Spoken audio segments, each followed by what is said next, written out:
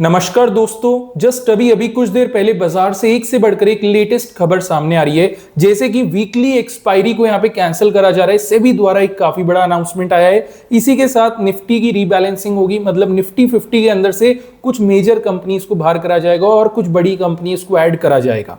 इसके अलावा आप देखेंगे तो आईडीबीआई बैंक आज 8-9% भागा, जिसके पीछे का रीजन ये था सरकार जो है अपना हिस्सा आईडीबीआई बैंक का सेल करने जा रही है। इसके अलावा BSc, angel one, Cochin shipyard, काफी बड़ी बड़ी कंपनीज की तरफ से एकदम लेटेस्ट खबर आ रही है। आते हैं, शुरुआत करते हैं। ये जो वीकली एक्सपायरी वाला सब पंगा पड़ा है, यहाँ पे एक्चुअल में क्या अपडेट है। अब देखिए, आप सभी ने देखा होगा आज मेजर कंपनीज के shares like BSc, CDSL, angel one, ये सब हमें करेक्ट होते देखने को मिले। ये वही कंपनीज हैं जो कि स्टॉक मार्केट का ही बिजनेस रन करती हैं, मतलब इनका जो मेन स्ट्रीम रेवेन्यू है वो इसी से आता है जब ट्रेडर्स ट्रेड ज्यादा करते हैं। अब ये जो तीन बड़ी कंपनीज का नाम भी मैंने लिया, बीएससी, सीडीएसएल, एंजल वन, इनके साथ में प्रॉब्लम क्या हुई। देखिए, काफी पहले से ही, लगभग 1-1.5 महीने पहले से ही सेबी द्वारा एक सर्कुलर आया था कि यहाँ पे जो डेरिवेटिव्स वाला मार्केट है इसको थोड़ा सा हम टफ करने जा रहे हैं, बिकॉज हम नहीं चाहते ज्यादा रिटेल ट्रेडर्स अपना पैसा यहाँ पे बेकार करें, बर्बाद करें। इसलिए अब सेबी जो है प्लान कर रहा है कि जो वीकली कॉन्ट्रैक्ट्स हैं इनको परमानेंटली हटाया जाए। हो सकता है महीने में सिर्फ 2 ही कॉन्ट्रैक्ट्स रहें, एक वीकली वाला और एक डायरेक्टली मंथ एंडिंग वाला। इसके अलावा आपको एक चीज क्लियर कर दूं, अभी तक यहाँ पे ऑप्शंस ट्रेडर्स जो कि इंडेक्स ऑप्शंस वाले हैं उनके लिए कोई दिक्कत नहीं है। मतलब मान लेते हैं अगर आप सेंसेक्स के अंदर, निफ्टी के अंदर कॉल पुट में काम करते हैं तो आपको कोई प्रॉब्लम नहीं है, बिकॉज यहाँ पे जो डेरिवेटिव्स की बात हो रही है, जो ऑप्शंस की बात हो रही है, वो इक्विटी ऑप्शंस हैं। मतलब शेयर्स के जो कॉल पुट ऑप्शंस होते हैं ना, उनकी बात करी जा रही है। वहां पे जो है कहीं ना कहीं वीकली ऑप्शंस को हटाने की बात चल रही है। अब हो सकता है ये लॉन्गर टेन्योर वाले सारे ऑप्शंस को हटा दिया जाए, हो सकता है महीने की एक ही एक्सपायरी हमें देखने को मिले। अब कहीं ना कहीं यहाँ पे दिक्कत काफी बढ़ सकती है। अभी तक कोई क्लियर रिपोर्ट सामने नहीं आई।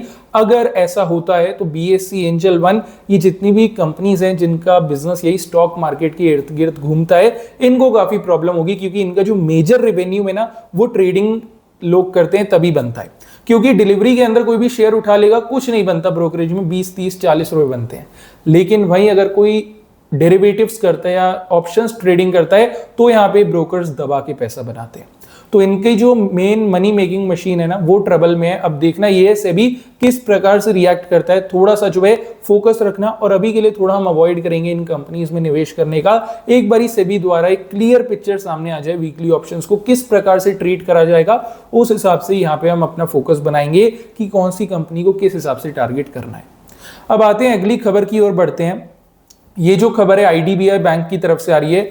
देखिए, आईडीबीआई बैंक का शेयर आज काफी अच्छा भागा, 7-8% का मोमेंटम हमें देखने को मिला। रीजन यही था, गवर्नमेंट ऑफ इंडिया जो कि आईडीबीआई बैंक के अंदर एक अच्छा खासा स्टेक होल्ड करती है, ये लगभग 1 से 2 साल से प्लान कर रहे थे कि हम जो है डी इन्वेस्ट करेंगे, मतलब अपना जो पैसा है उसको बाहर निकालेंगे, अपना जो स्टेक है उसको मार्केट में ऑफलोड करेंगे। अब फाइनली डील्स यहाँ पे बनती देखने को मिल रही हैं और गवर्नमेंट ऑफ इंडिया पूरी तरीके से प्रिपेयर हो चुकी है आईडीबीआई बैंक को ऑफलोड करने के लिए। मतलब आईडीबीआई बैंक का जो भी हिस्सा सरकार के पास है उसको यहाँ पे सरकार बेचने की कोशिश कर रही है और पूरी तरीके से आप कह सकते हैं डील्स वगैरह सेट हो गई हैं, तभी आईडीबीआई बैंक के शेयर में तेजी आ रही है। अब आप कहेंगे सरकार एग्जिट हो रही है और शेयर में तेजी, ऐसा क्यों?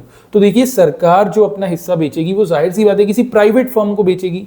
अब किसी भी प्राइवेट फर्म के पास अगर कंट्रोलिंग स्टेक आता है आईडीबीआई बैंक का, तो कहीं ना कहीं वो तो यही कोशिश करेगा ना, कम से कम टाइम में बैंक ज्यादा से ज्यादा प्रॉफिट जनरेट करे, ग्रोथ ज्यादा से ज्यादा हो।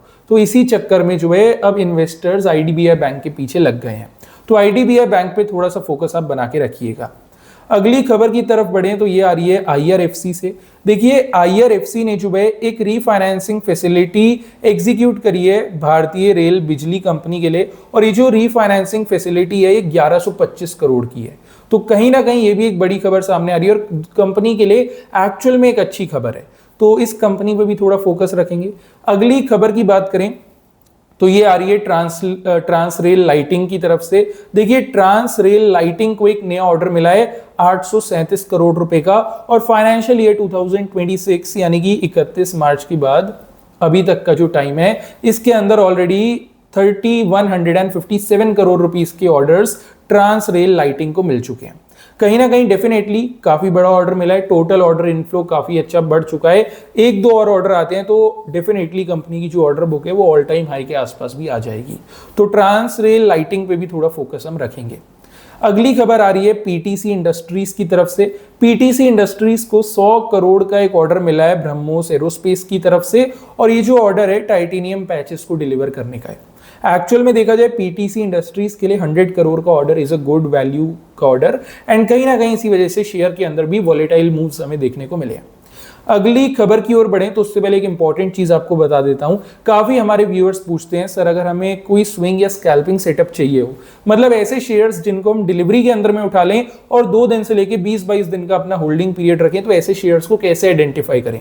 तो इसके लिए अब आप हमारी फ्री टेलीग्राम कम्युनिटी में ज्वाइन हो सकते हैं। 100% फ्री है, कोई चार्जेस आपको देना नहीं है, बस हल्की सी मेहनत करनी है। गूगल पे जाना है और सर्च करना है फिनोस्टॉक्स टेलीग्राम, FINOSTOCKS फिनोस्टॉक्स टेलीग्राम। गूगल पे जाके आप लिख देना, टॉप पे आपको लिंक मिल जाएगा, उस पर क्लिक करके आप ज्वाइन हो सकते हैं। 21,000 से ज्यादा लोग ऑलरेडी ज्वाइंड है, और ज्वाइन होना है नहीं होना ये तो चलिए बात की बात है। एक बारी फ्री कम्युनिटी को ओपन करके हिस्ट्री चेक कर लेना, ताकि आपको भी पता लग जाए हम किस प्रकार से काम करते हैं, और उसके बाद में अगर आपको लगे तो आप ज्वाइन कर सकते हैं, और नहीं समझ आता तो मत करिएगा, एक बारी चेक जरूर से कर लेना। गूगल पे जाके फिनोस्टॉक्स टेलीग्राम बस आपने लिखना है। अगली खबर की तरफ बढ़ते हैं। ये जो खबर है सुला वाइनयार्ड्स की तरफ से आ रही है। सुला वाइनयार्ड्स जो है अल्कोहल सेक्टर में काम करती है, सभी को पता होगा, जो बेवरेजेस वाला सेक्टर है। अब हुआ क्या था, कुछ समय पहले ना एक खबर सामने आई थी, मार्केट में एक रूमर आया था कि सुला वाइनयार्ड्स जो है स्पिरिट्स फॉर ए प्रीमियम के अंदर जो है काम करना चाह रही है, मतलब एक प्रीमियम सेगमेंट अपनी बेवरेजेस का लॉन्च करने जा रही है। लेकिन अभी रिसेंटली सुला वाइनयार्ड्स की एक्सचेंज फाइलिंग हुई, जिसके अंदर सुला वाइनयार्ड्स ने क्लियर करा कि हम ऐसा कुछ भी नहीं करने जा रहे। तो कहीं ना कहीं अब इस वजह से सुला वाइनयार्ड्स के शेयर में हो सकता है थोड़ा बहुत करेक्शन हमें देखने को मिले, बिकॉज एक्सपेक्टेशंस यहाँ पे बढ़ गई थी, लेकिन रियलिटी में ऐसा कुछ भी नहीं था। तो रूमर्स से हमें हमेशा बच के रहना है। अगली खबर आ रही है ओला इलेक्ट्रिक की तरफ से। ओला इलेक्ट्रिक का शेयर 2 दिन के अंदर 7% गिरता पाया गया। रीजन आपके सामने है। बेसिकली हुआ क्या है, यहाँ पे जो भी ई वाहन का डेटा है, मतलब कितने ई व्हीकल्स यूज हो रहे हैं, क्या अभी मार्केट में डिमांड है नहीं है, ये डेटा बेसिकली सामने आया है। जो डेटा इतना प्रॉमिसिंग नहीं लग रहा है, कहीं ना कहीं ये डेटा थोड़ा टंबल होता देखने को मिल रहा है, जिस वजह से यहाँ पे ओला इलेक्ट्रिक के शेयर में ये गिरावट हमें देखने को मिली है। अगली खबर की तरफ बढ़े तो आपको याद होगा कल मैंने आपको बताया था हिंदुस्तान एरोनॉटिक्स को जो है 62,000 करोड़ 62,000 करोड़ का एक ऑर्डर मिला है। तब तक ये खबर आई थी, कंपनी की तरफ से कंफर्मेशन नहीं था। अभी हिंदुस्तान एरोनॉटिक्स ने खुद से कंफर्म कर दिया कि ये 62,000 करोड़ का ऑर्डर हमें मिल चुका है, और ये जो मेगा ऑर्डर है तेजस फाइटर जेट्स का मिला इन्हें, तो ये काफी अच्छी बात है। एचएएल पे भी थोड़ा सा फोकस हम रखेंगे। अगली खबर है एस्ट्रल पाइप्स की तरफ से। बेसिकली जो भी पीवीसी पाइप्स हैं, इनकी डिमांड मार्केट में बढ़ी है। इनके ऊपर लगने वाली जो रिस्ट्रिक्शंस थी, जो भी प्रॉब्लम्स थी, चाहे वो जीएसटी को लेके हो या फिर बाकी कोई टैक्सेशन पर्पस से हो, वो सब काफी ज्यादा हद तक सॉल्व होती देखने को मिली है। और एस्ट्रल पाइप्स पीवीसी पाइप्स के अंदर one of the top most companies है। तो पीवीसी पाइप वाला सेक्टर जैसे ही बूम करता है, एस्ट्रल पाइप का शेयर भी उसके पीछे चलता है। तो पूरा पीवीसी पाइप वाला जो सेक्टर है काफी अच्छा अभी बढ़ सकता है आने वाले 1-2 महीने के अंदर। मेन फोकस हमारा रहेगा एस्ट्रल पाइप्स पे। अब आते हैं अगली खबर की तरफ बढ़ते हैं। ये खबर आ रही है एनएसडीएल की तरफ से। एनएसडीएल का शेयर आज की सेशन में 11% सर्च करा, 11% भागा। इंट्राडे पे क्लोजिंग तक आते आते 4-5% का मूव रह गया था, लेकिन इंट्राडे में 11% भागा। रीजन क्या था, कल का वीडियो अगर आपने देखा हो आपको पता होगा, मैंने बताया था एनएसडीएल को एएसएम फ्रेमवर्क से हटाया जा रहा है। एएसएम लिस्ट क्या होता है, एडिशनल सर्वेलेंस मेजर, मतलब ऐसी कंपनीज के शेयर्स जो कि ज्यादा वॉलेटाइल मूव कर रहे हैं, जिनके अंदर कोई ऐसी गतिविधियां हो रही हैं जो कि नहीं होनी चाहिए, थोड़ा सा अनकॉमन चीजें हो रही हैं, बाय सेल ज्यादा क्वांटिटीज में हो रहा है, उन शेयर्स को एएसएम कैटेगरी में डाल देते हैं। एक्सचेंजेस थोड़ी ज्यादा नजर उन पे रखती है कि यहाँ पे कुछ गलत तो नहीं हो रहा, और एनएसडीएल भी उस लिस्ट में था, तभी पीछे कुछ दिनों में गिरावट हुई थी। लेकिन कल मैंने आपको अपडेट कर दिया था, आज एनएसडीएल को इस लिस्ट से बाहर करा जाएगा। मॉर्निंग में एनएसडीएल फ्लैट ओपन हुआ, जैसे ही लिस्ट से बाहर करा गया 11% का एक सर्च हमें देखने को मिला। तो अगर आपने कल का वीडियो देखा होता तो आज आपने एनएसडीएल से एक अच्छा खासा मुनाफा बना लिया होता। तो इसलिए मैं कहता हूं चैनल को सब्सक्राइब करके रखिए, ताकि जो भी वीडियो है एकदम लेटेस्ट आप तक पहुंच पाए। अगली खबर देखिए आ रही है सारे शिपिंग स्टॉक्स की तरफ से, जो भी ये शिपिंग वाले सेक्टर में जैसे मेजागाउन डॉक शिप बिल्डर हो गया, जीआरएससी हो गया, बेसिकली गवर्नमेंट जो है यहाँ पे प्लान कर रही है कि एक शिपिंग ऑर्डर निकाला जाए, एक स्कीम निकाला जाए जिसकी वर्थ होगी 65,000 करोड़, मतलब 65,000 करोड़ के बजट में कुछ शिपिंग ऑर्डर्स गवर्नमेंट लॉन्च करेगी जो कि इन कंपनीज को मिल सकते हैं। तो कहीं ना कहीं मेजागाउन डॉक शिप बिल्डर और जीआरएससी, इन दो कंपनीज पे आप आने वाले दिनों के लिए फोकस रखना। ऐसी कोई भी स्कीम अगर यहाँ पे अप्रूव होती है तो इन दो कंपनीज को बेनिफिट मिलने का चांस सबसे ज्यादा है। अगली खबर की तरफ अगर हम आए तो ये आ रही है अपोलो माइक्रो सिस्टम्स की तरफ से। देखिए अपोलो माइक्रो सिस्टम्स का शेयर आज हमें भागता देखने को मिला। रीजन था कि इन्हें 25 करोड़ 10 लाख रुपए का एक ऑर्डर मिला है डीआरडीओ की तरफ से।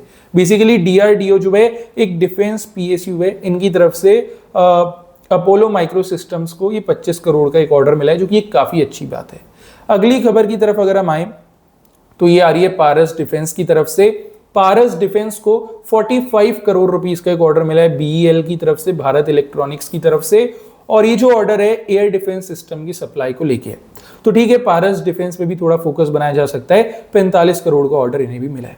अब मेन खबर, निफ्टी की रीबैलेंसिंग होने वाली है 22 अगस्त, यानी कि कल के दिन निफ्टी की रीबैलेंसिंग होगी। मतलब कुछ बड़ी कंपनीज के शेयर्स जो अच्छा परफॉर्म नहीं कर रहे उन्हें निफ्टी 50 से एक्सक्लूड करा जाएगा, और कहीं ना कहीं जो अच्छा परफॉर्म कर रही हैं कंपनीज उनको निफ्टी 50 में ऐड करा जाएगा। यहाँ पे अगर मैं बताऊं कौन सी कंपनी ऐड होंगी कौन सी रिमूव होंगी, तो ये देखिए मैक्स हेल्थ केयर और इंटरग्लोब एविएशन इंडिगो, ये दो कंपनीज जो है निफ्टी के अंदर आएंगी। निफ्टी का जो दूसरा इंडेक्स है रिज वाला, एंड मैक्स हेल्थ केयर जब इंडेक्स के अंदर आएगा तकरीबन $400 मिलियन का इनफ्लो, यानी कि $400 मिलियन की खरीदारी मैक्स हेल्थ केयर में होगी। और वहीं इंटरग्लोब एविएशन में तकरीबन इंडिगो में $600 मिलियन की खरीदारी यहाँ पे होगी। और जो कंपनीज बाहर जा रही हैं वो है इंडसइंड बैंक और हीरो मोटोकॉर्प। देखिए इंडसइंड बैंक के अंदर लगाया जा रहा है $230 मिलियन की बिकवाली होगी, और हीरो मोटोकॉर्प के अंदर $600 मिलियन की बिकवाली होगी।